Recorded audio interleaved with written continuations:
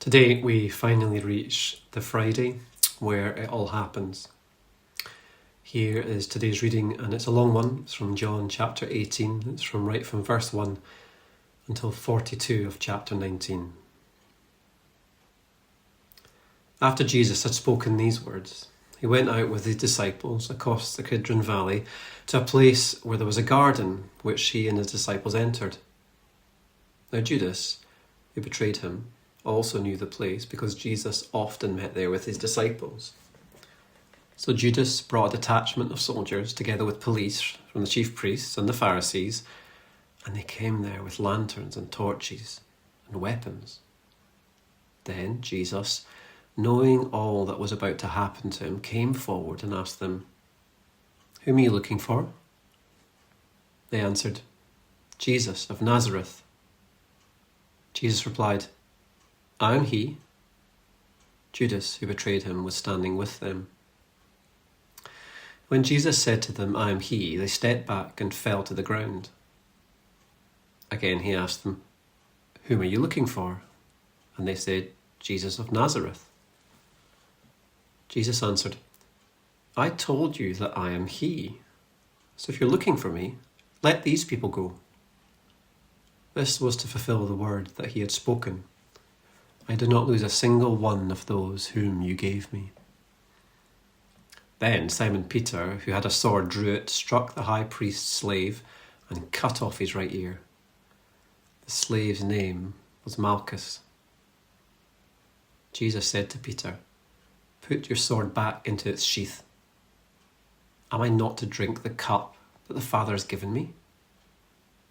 So the soldiers, their officer, and the Jewish police arrested Jesus and bound him. First, they took him to Annas, who was the father-in-law of Caiaphas, the high priest that year. Caiaphas was the one who had advised the Jews that it was better to have one person die for the people.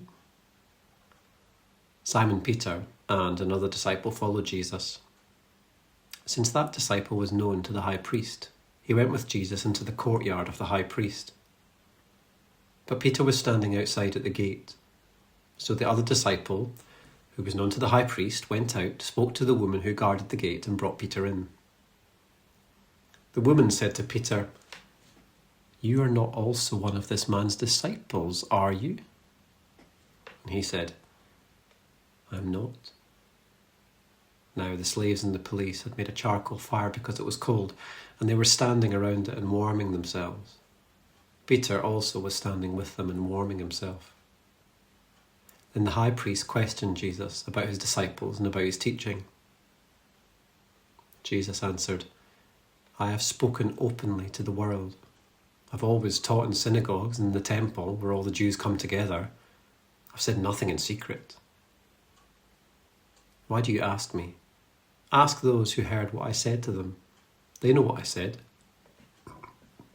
When he had said this, one of the police standing nearby struck Jesus on the face, saying, "Is that how you answer the high priest?" Jesus answered, "If I have spoken wrongly, testify to the wrong. But if I have spoken rightly, why do you strike me?"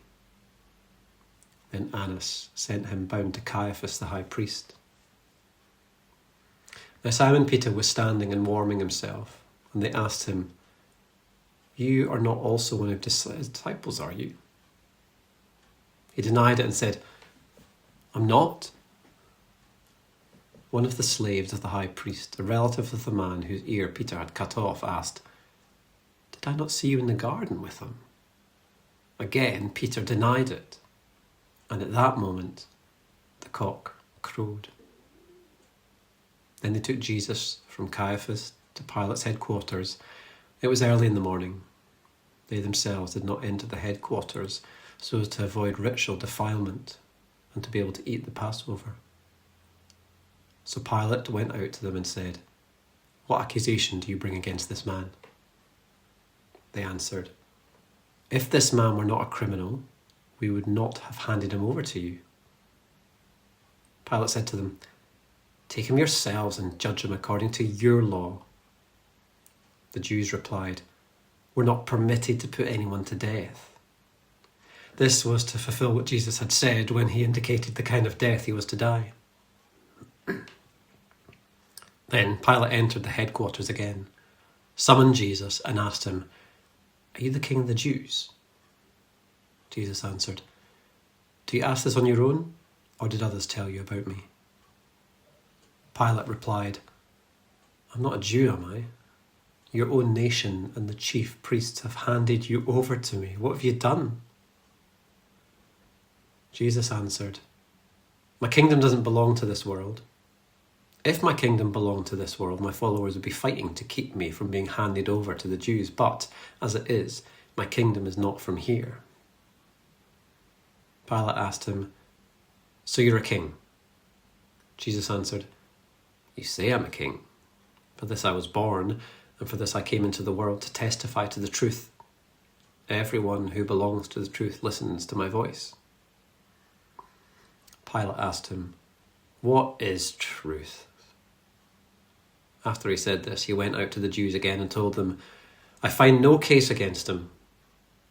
But you have a custom that I release someone for you at the Passover. Do you want me to release for you the king of the Jews?" They shouted in reply, "Not this man, but Barabbas." Now Barabbas was a rebel. And Pilate took Jesus and had him flogged. And the soldiers wove a crown of thorns and put it on his head, and they dressed him in a purple robe. They kept coming up to him, saying, "Hail, King of the Jews," and striking him on the face. Pilate went out again and said to them, "Look, I am bringing him out to you to let you know that I find no case against him." So Jesus came out, wearing the crown of thorns and the purple robe. Pilate said to them, "Behold the man!" When the chief priests and the police saw him, they shouted, "Crucify him! Crucify him!" Pilate said to them, "Take him yourselves and crucify him. I find no case against him." The Jews answered, "We have a law, and according to that law he ought to die because he has claimed to be the Son of God." Now, when Pilate heard this, he was more afraid than ever. He entered his headquarters again and asked Jesus, "Where are you from?" But Jesus gave him no answer. Pilate therefore said to him, "Do you refuse to speak to me? Do you not know that I have the power to release you and the power to crucify you?" Jesus answered him, "You would have no power over me unless it had been given to you from above. Therefore, the one who handed me over to you is as guilty of a greater sin." From then on, Pilate tried to release him, but the Jews cried out, "If you release this man, you're no friend of the Caesar. Everyone who claims to be a king sets himself against Caesar." When Pilate heard these words, he brought Jesus outside and sat on the judge's bench at a place called the Stone Pavement, or in Hebrew, Gabbatha. Now it was the day of the preparation for the Passover, and it was about noon. He said to the Jews, "Here's your king." They cried out, "Away with him! Away with him! Crucify him!" Pilate asked them, "Shall I crucify your king?" The chief priests answered, "We have no king but Caesar." Then he handed him over to be crucified. So they took Jesus, and carrying the cross by himself, he went out to what is called the place of the skull, which in Hebrew is called Golgotha. There they crucified him with two others, one either side, with Jesus between them. Pilate also had an inscription written and put on a cross that read, "Jesus of Nazareth, the King of the Jews." Many of the Jews read this inscription because the place where Jesus was crucified was near the city, and it was written in Hebrew, in Latin, and in Greek. Then the chief priests of the Jews said to Pilate, "Do not write the King of the Jews, but this man said, 'I am the King of the Jews.'" Pilate answered, "What I have written, I have written." When the soldiers had crucified Jesus, they took his clothes and divided them into 4 parts, one for each soldier. They also took his tunic. Now the tunic was seamless, woven in one piece from the top. So they said to one another, "Let's not tear it, but cast lots for it to see who will get it." This was to fulfill what the scripture says, "They divided my clothes amongst themselves, and my clothing they cast lots." And that is what the soldiers did. Meanwhile, standing near the cross of Jesus were his mother and his mother's sister, Mary, the wife of Clopas, and Mary Magdalene. When Jesus saw his mother and the disciple whom he loved standing beside her, he said to her, "Woman, here is your son." Then he said to the disciple, "Here's your mother." And from that hour the disciple took her into his home. After this, when Jesus knew all now that was finished, he said, in order to fulfill the scripture, "I'm thirsty." A jar full of sour wine was standing there. So they put a sponge full of the wine on a branch of hyssop and held it to his mouth. When Jesus had received the wine, he said, "It is finished."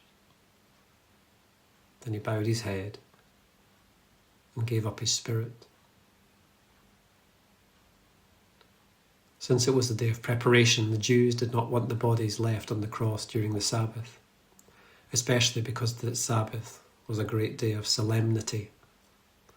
So they asked Pilate to have the legs of the crucified men broken and the bodies removed.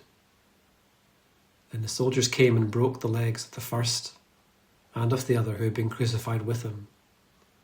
But when they came to Jesus and saw that he was already dead, they did not break his legs. Instead, one of the soldiers pierced his side with a spear, and at once blood and water came out.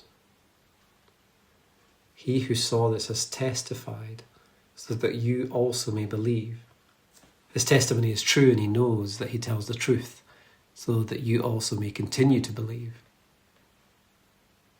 These things occurred, so that the scripture might be fulfilled. None of his bones shall be broken. And again, another passage of scripture says, "They will look on the one whom they have pierced." After these things, Joseph of Arimathea, who was a disciple of Jesus, though a secret one because of his fear of the Jews, asked Pilate to let him take the body of Jesus. Pilate gave him permission, so he came and removed the body. Nicodemus, who had at first come to Jesus by night, also came, bringing a mixture of myrrh and aloes weighing 100 pounds. They took the body of Jesus, wrapped it with the spices and linen, according to the burial custom of the Jews. Now there was a garden in the place where he was crucified, and in the garden there was a new tomb in which no one had ever been laid. And so, because it was the Jewish day of preparation, and the tomb was nearby, they laid Jesus there.